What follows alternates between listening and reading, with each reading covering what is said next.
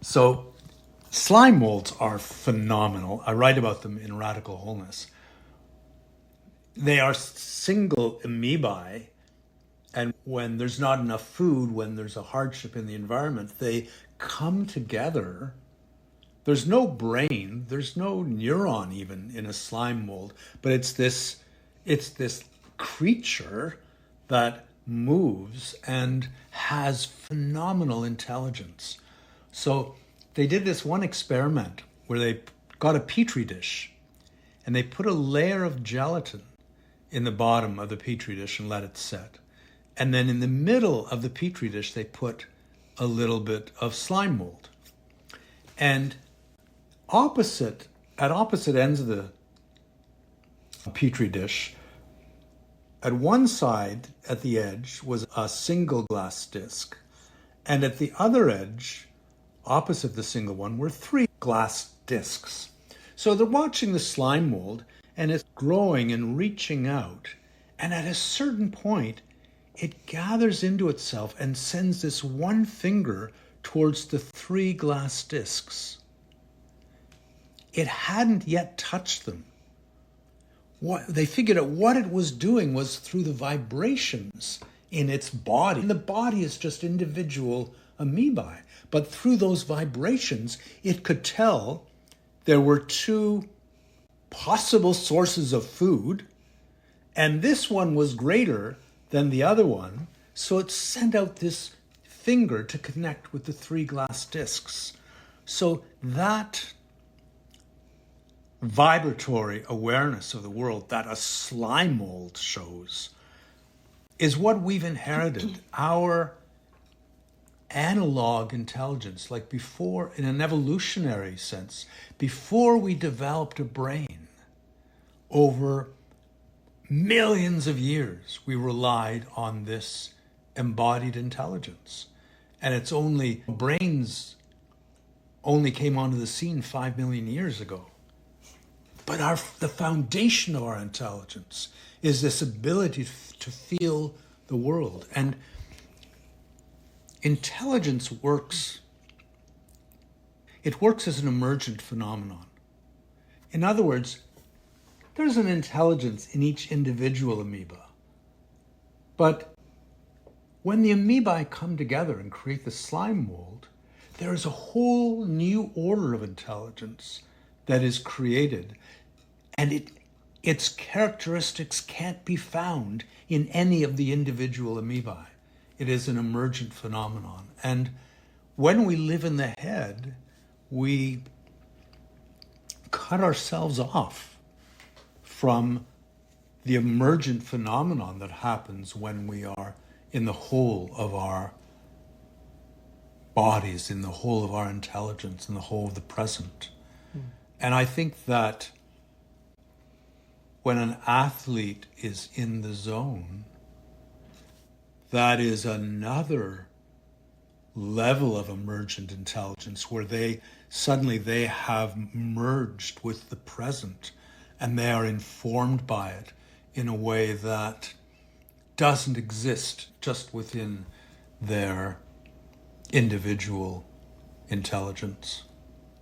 So all of that happens through the body. And what we've done is we've developed a whole series of really simple practices. And what they do is they disclose where there is a gap or a hindrance in that unity of our emergent intelligence. And once you feel it, then you acquire choice and you can soften into wholeness. If you don't ever encounter those impediments, you don't have any choice. They just run and run. And so the 4 days we've got together will be a cumulative series of practices and practices that drop you gently and expansively into the body's intelligence. And it will give you an anchor in a way that enables that way of being to endure. My danger is I could keep talking forever about it, but that's an overview of what the work is. And our time together is spacious. It's not hurried. There's no agenda. We are responsive to your questions and your uncertainties and your desires. And we have over 250 practices that we've developed, and it's a weaving together that carries us over the 4 days. And over those 4 days, you hopefully discover what it is to come to rest in the body, and come to rest on the earth, and come to rest in the present. And there's something so special about doing the work together in a residential setting. Philip often does a 2-day workshop where you come in, leave, come in, leave. And to have casual conversations and dinners together adds a level of richness that is really supportive to the work, because there's time to deepen your own inquiry and be surprised by somebody else's questions or challenges. And we'll have some optional evening activities. We might convince Andre to lead us in a deep fitness session, or morning. We may have a movie night, things like that are totally optional. And everyone has a private room, should they wish, with their own washroom. And we've been told the food is good. I'm quite convinced. They make everything fresh. There's no prepared food. And they take pride in it, which means something to me. And the room that we'll be in is just full. There's windows all around full of plants, and then the trees beyond. Looks pretty beautiful. When they were I think the building's only 10 years old or something. And when they were designing it, it's a Christian retreat center, and they're in no way assertive about that. But there are all these windows, and I think the architect was talking about stained glass windows and how we could design something fabulous. And they said, no, because beyond the windows are the woods. And they said, oh no, the woods are our stained glass windows. They change 4 times a year. Yeah, it was just lovely. So we'd love to hear if there are any questions or anything you're curious about. Yeah, because we're totally open to anything that you might wish.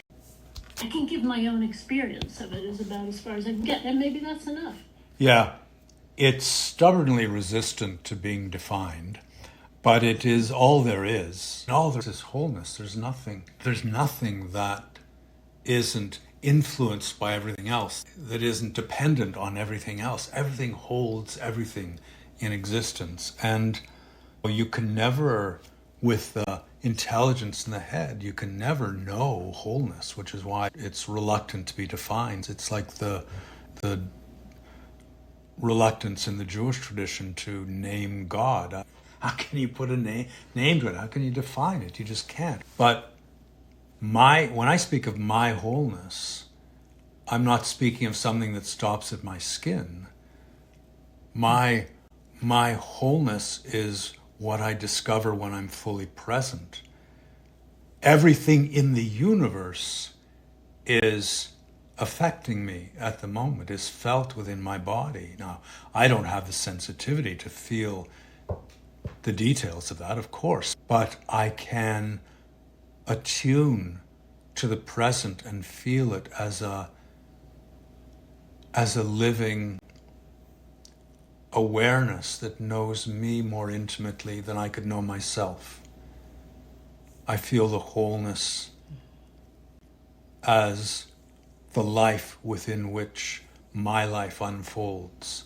And we have so many different words for wholeness. The Great Spirit, you could refer to it as. The present, when I speak of the present, I'm speaking of the whole. When people speak of God, unless they have a really particular definition of that, they're addressing the same thing. And I think when you truly feel the present in that I-thou relationship, you're not just feeling the present, you're feeling its presence And there is a divinity to that, and it is a tangible thing for me, and it is unnameable. That's pretty good, thank you.